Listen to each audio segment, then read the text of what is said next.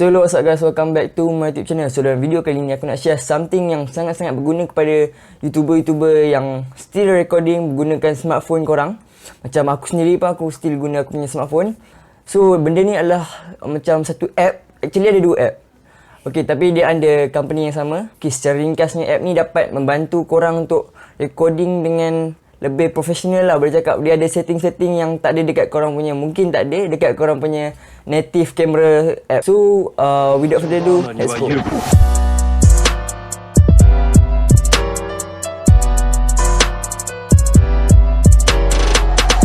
Okay, nama app ni adalah Filmic Pro.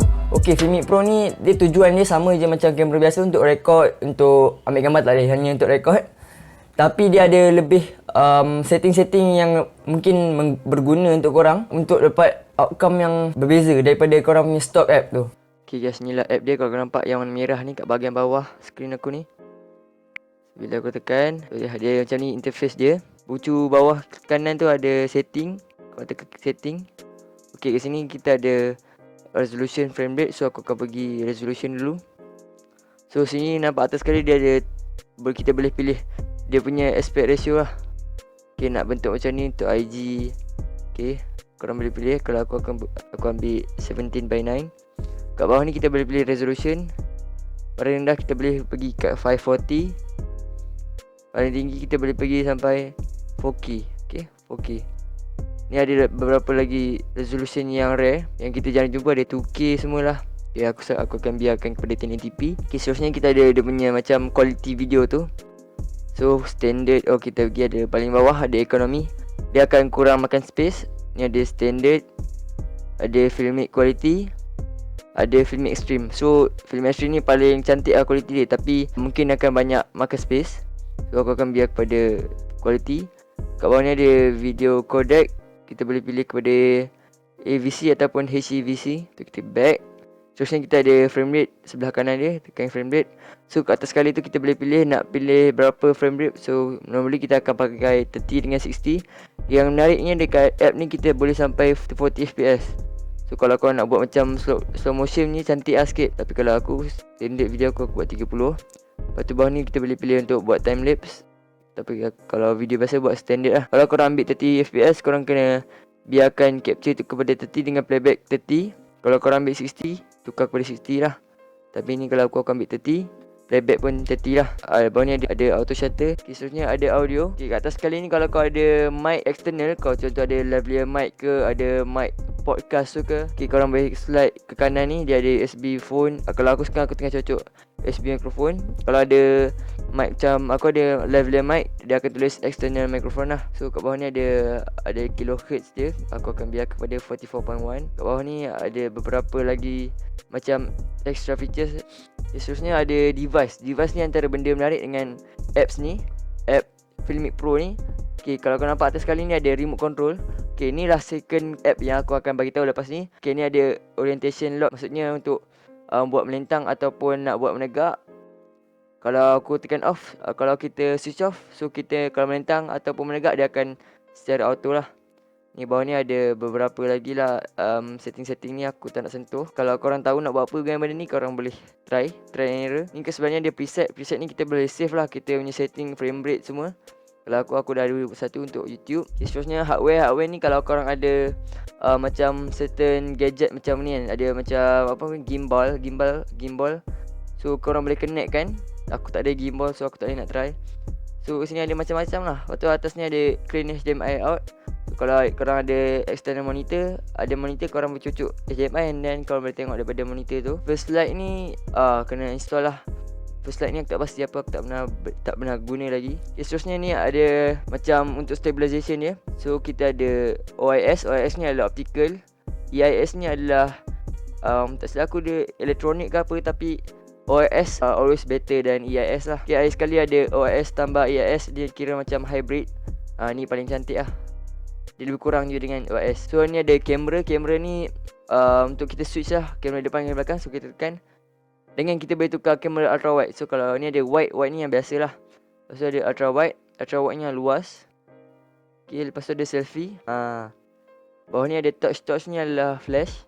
So korang nampak dia akan keluar flash kat depan tu. Guide ni adalah kita punya grid lah. Grid, nampak ada grid yang ada. Okay, ni ada grid, yang tak ada grid. Okay, kau nampak kita clear je kat kita punya frame ni kosong.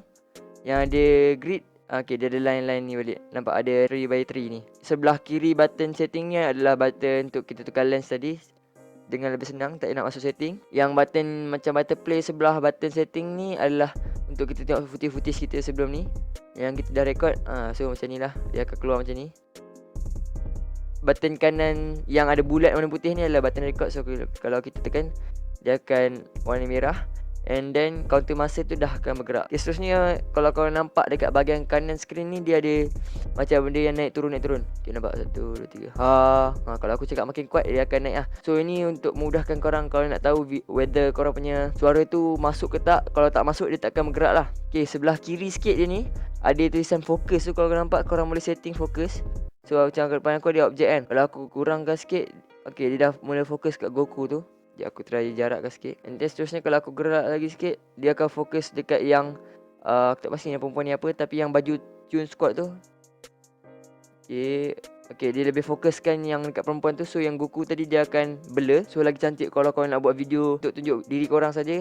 So korang akan dapat efek bokeh tu. Kalau korang nampak kat bawah fokus tu ada tulisan zoom.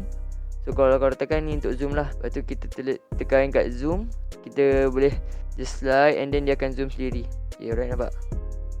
Okay, ni nampak lebih profesional lah daripada phone-phone biasa.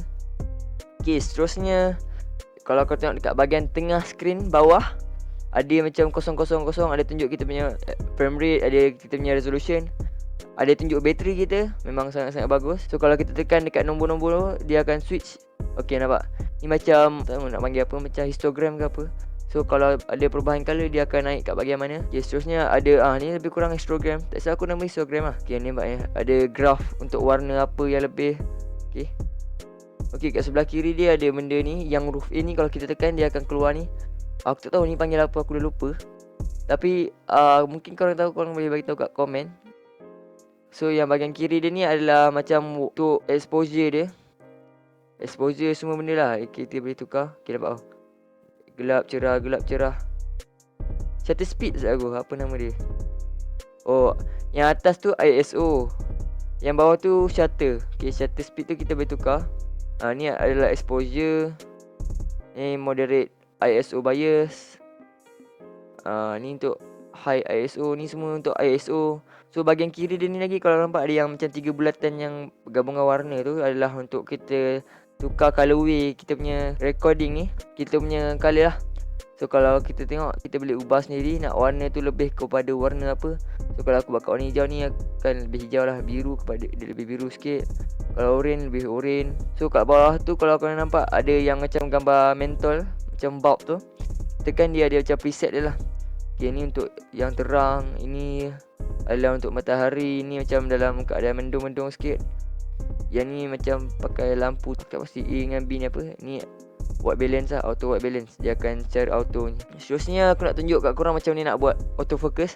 So kalau korang nampak sekarang ni, dia punya kat bahagian tengah skrin tu ada macam line-line. So kalau kita nak autofocus, so kalau korang nampak sekarang kalau aku makin dekat, dia akan hilang dia punya fokus. Kalau kita makin jauh, okay, makin jauh lagi dia akan hilang juga fokus. Kalau kita samakan Goku tu, nampak dia dah hilang fokus. So kalau nak fokus, korang kena tekan petak kecil, yang paling kecil sekali ni. Tekan sekali, dia akan hilang. Warna merah tu dia akan jadi warna putih. So yang ni dia dah autofocus. Kalau aku makin dekat, dia akan try fokus sendiri. Kalau makin jauh pun dia tak hilang fokus dia. Okay, so kalau korang tahan lama-lama kat kotak kecil tu, ni macam nak buat tadi lah, fokus sendiri. Okay, ni korang akan buat fokus sendiri. Ni manual focus nama dia. Kalau korang nak autofocus, korang just kena double tap dekat kotak yang kecil ni, warna merah ni. Dia akan try fokus. Kalau kita makin jauh, dia tak hilang fokus. So kalau korang nampak ada box yang besar ni adalah untuk exposure. Okay guys, app kedua adalah Filmic Remote. So Filmic Remote ni function dia, kalau korang nampak ni app, ni kamera aku guna app yang tadi. And then dia ada dia punya second app dia untuk kita pair kan. Kalau korang nampak sekarang benda yang aku tunjuk sini, dia akan keluar dekat aku punya second phone ni. So kalau korang record, tak nampak muka korang kan. So ini jadi korang punya viewfinder. Okay, nampak? Kalau aku buat dua, dia keluar dua. Ni legit lah, tak tipu. Nampak ni. Alright. Okay guys, untuk setup dia memang sangat-sangat senang. So aku akan jadikan ini sebagai kamera aku. Dan ini untuk aku punya control. So nak guna dia, just korang buka yang kamera korang. And then korang tekan kat setting ni. And then pergi kat device ni. And then tekan dekat remote control ni. So kita akan tekan. Okay, dia akan jadi warna merah ni. Untuk setup dia korang kena ada wifi. Kena wifi yang sama dengan kena buka location. Location tu yang ni lah, GPS. So kalau wifi ni, nampak aku punya wifi ni. Lepas tu dia kena yang sama frekuensi. Kalau wifi korang pakai yang 2.4, so dua-dua phone kena pakai 2.4. Kalau pakai yang 5G, pakai 5G. So kalau macam info aku ni. Okay, ni phone satu lagi aku pakai 5G juga, and kena buka GPS. So kalau kita dah on remote control ni, korang buka filmic remote dekat phone satu lagi yang korang nak jadikan control. And then dia akan ada benda ni, nampak ni? Ada tulisan phone kita, dia akan sama dengan yang ni. And then kita tekan je. Tekan plus ni.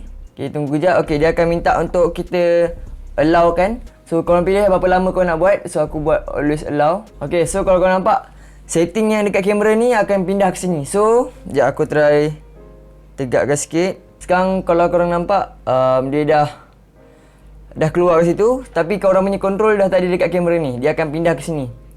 So kat sini kita boleh setting. So kalau kita nak tukar fokus ke, okay, nampak dia dah mula fokus dekat minion tu. So far aku check semua benda masih ada. Macam ni nak tukar colorway dia ke. Okay, dia akan tukar juga kat situ. Nampak tu dah jadi warna biru. Yang ni semua boleh guna. Semua boleh guna lah. Frame rate semua ada. So okay guys, kita pun sudah sampai ke penghujung video ni. So disclaimer alert, aku buat akhir sekali supaya aku nak tarik korang tengok sampai habis. App ni agak mahal. Okay, untuk Filmic Pro tu harga dia RM60. Yang Filmic Remote tu RM40. So total lebih kurang macam RM100. Bagi aku, benda yang membuatkan aku habis duit kat sini adalah dia punya Filmic Remote. Sebab kalau kita record guna phone, kita tak dapat nak tengok muka sendiri. Kalau korang guna DSLR, korang boleh flip korang punya screen tu, and then kita boleh tengok. Kalau nak spend duit untuk beli monitor tu, lagi mahal lah. So bagi aku, ini antara inisiatif yang terbaik lah untuk korang yang budget low, mereka macam aku. And then satu lagi, contoh korang nak buat untuk Filmic Remote ni, kalau korang guna kamera tu iPhone, and then korang punya second phone tu adalah Android, tak boleh guna. Dia hanya boleh guna untuk yang sama-sama, macam Android dengan Android ataupun iOS dengan iOS. Kalau kau nak tanya apa-apa, korang boleh tanya dekat comment section below. Link untuk app ni aku akan letak dekat description box. Kalau kau suka dengan konten aku, please consider to like, subscribe and share. See you in my future video. Bye bye.